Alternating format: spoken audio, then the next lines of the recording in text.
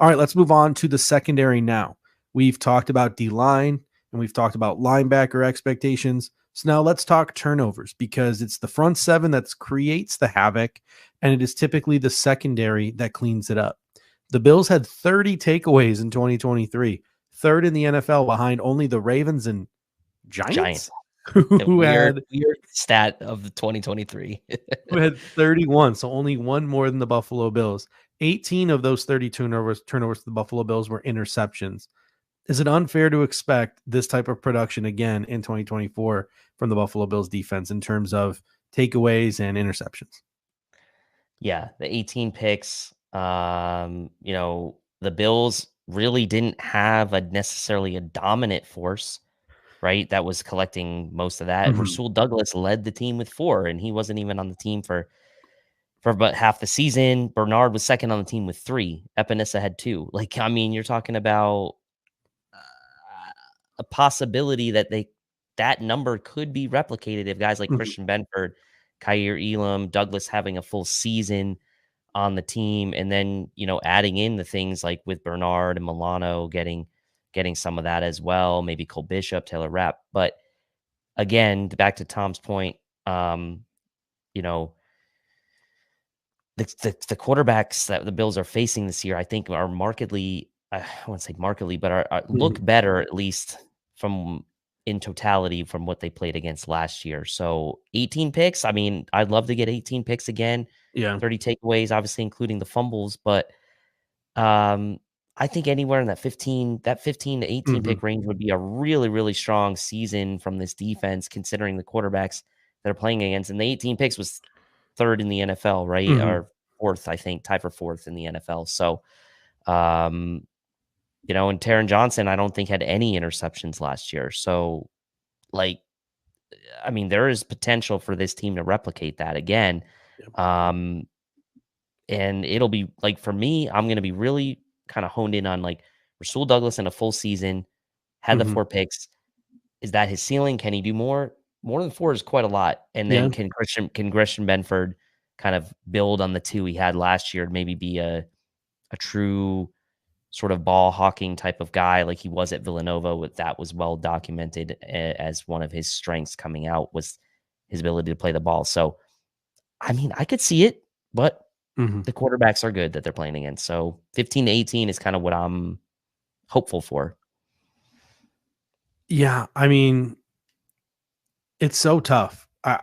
My mindset, my expectation is just get as many turnovers as you can. Like, one of the things that I'm really going to harp on when we do our post-game shows this year is I'm really going to be tracking some of the complementary football stats. And the complementary football stats are field position, and turnovers. Like, those are very important, explosive plays, right? So those are all things that we're going to be, I think, tracking and looking at and analyzing in our post-game shows this year is who turned the ball over more, who had more explosive plays, who had better field position, who had more time of possession. Those are all things that we're going to be looking at. So I think if you're the goal of the Buffalo Bills is just to get bigger, get faster, try to create as many turnovers as you can. And hopefully that number is pushing 30 again, like it was last season.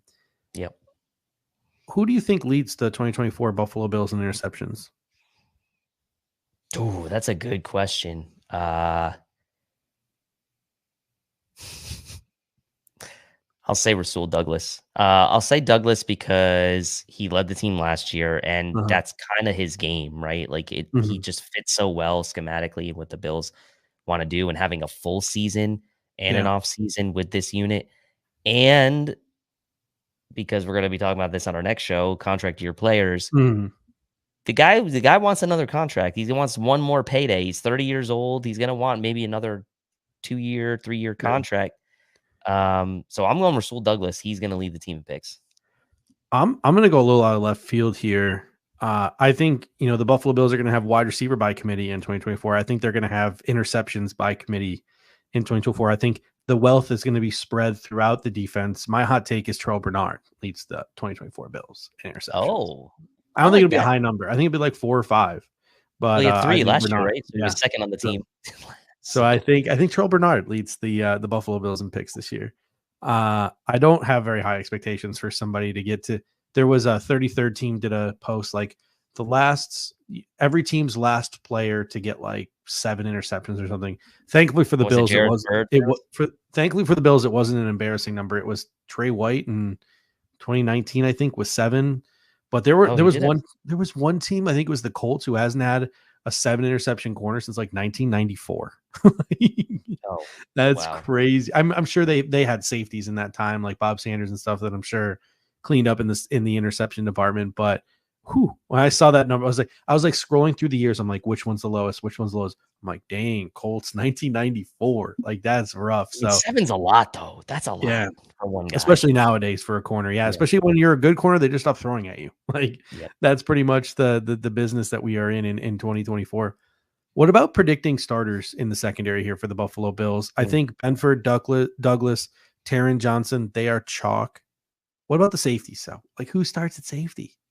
Yeah, I think to start the season, it'll be Edwards and Rapp, but Mhm, I think as the season wears on, I could see a 3-man rotation between Bishop, Rapp, and mhm, Edwards, and them not really have defined starters maybe. Like, they'll throw the names up, obviously, mhm, on the CBS graphic or whoever it is that's, like, broadcasting the game, and, like, someone will officially go down in the books as starting, but I think the bigger thing will be to see the snap counts, right, and how those mhm, kinda shake out across the games. But I do say right now, early June, it's probably Edwards and Rapp to start, but I mhm. think Cole Bishop's gonna play quite a bit. This segment is from the Air Raid Hour podcast. The full show is live every Monday at 9 p.m. Eastern Time on the Cover One YouTube channel. Don't miss out!